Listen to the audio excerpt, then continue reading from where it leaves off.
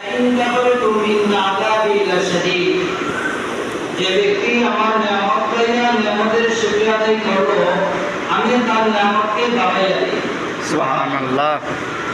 আর যে ব্যক্তি নিয়ামত পাইয়া নিয়ামতের শুকরিয়া আদায় করলো না, আমি তার নিয়ামতকে ছিনিয়ে আনি। বরং ছিনিয়ে আনি শেষ করি না, কঠিন আযাবে গ্রেফতার করি। যে গ্রেফতার ইন্না আযাবি লাশাদীদ, এটা এমন একটা গ্রেফতার যে গ্রেফতার দুনিয়ার কোনো জেলখানা নয়, দুনিয়ার কোনো হাজত নয়। এটা আল্লাহ রাব্বুল আলামিনের শাস্তি, যে শাস্তি দুনিয়া থেকে কোনো অনুভব করা যায় না। যদি অনুভব করতে পারেন তাহলে চিন্তা করে দেখেন যে সাধারণত একটা মোমবাতির উপর যদি একটু চুল পরিমাণ আঙুলটা রাখা যায় তাহলে বোঝা যায় যে কতটুকু পরিমাণ আপনার আমার ভিতরে অনুভব হয় যে আগুনের তাপ কতটুকু। আর শুধু জাহান্নামের আগুন এটা শুধু মোমবাতি নয়, এটা এমন একটি আগুন যে সাধারণত আমাদের ইট করা যে হয়, যে সাধারণত যে চুলার ভিতরে লাকড়ি দিয়ে যে আগুন জ্বালানো হয়, এর থেকেও ভয়ঙ্কর হতে পারে। এই জন্য আমরা আল্লাহ রাব্বুল আলামিনের কাছে শুকরিয়া জ্ঞাপন বেশি করব। যে আমি সর্বপ্রথম কালামে পাক থেকে একটা আয়াত তেলাওয়াত করলাম, যেটা আজকে জুমার দিনের কথা। আল্লাহ রাব্বুল আলামিন স্বয়ং কোরআনের মধ্যে বলেন, ইয়া আইয়ুহাল্লাযীনা আমানু ইযা নুদিয়া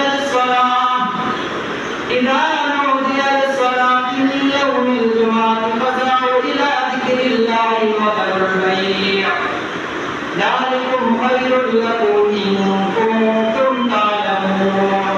যে আল্লাহ রাব্বুল আলামিন এই জুমার কথা কোরআনের ভিতরে বলে দিয়েছেন যে জুমার দিনে তোমরা জুমার নামাজ আদায় করার জন্য, জুমার সালাত আদায় করার জন্য তোমরা মসজিদে এসো।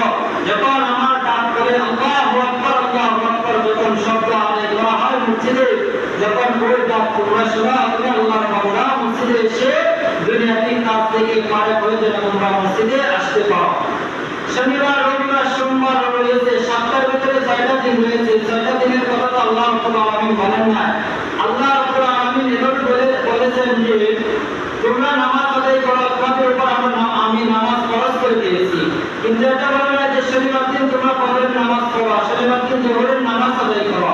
কিন্তু আল্লাহ রাব্বুল আলামিন স্বয়ং কোরআনের ভিতরে এই জুমার নামাজের কথা আল্লাহ রাব্বুল আলামিন কোরআনের মধ্যে বলে দিয়েছেন। যে বলে দিয়েছেন, ইয়া আইয়ুহাল্লাযীনা আমানু, হে ঈমানদাররা, হে মুমিনগণ, তোমরা মসজিদে যাও। ইযা নুদিয়া লিস-সালাত, সালাত আদায় করার জন্য। কিসের জন্য?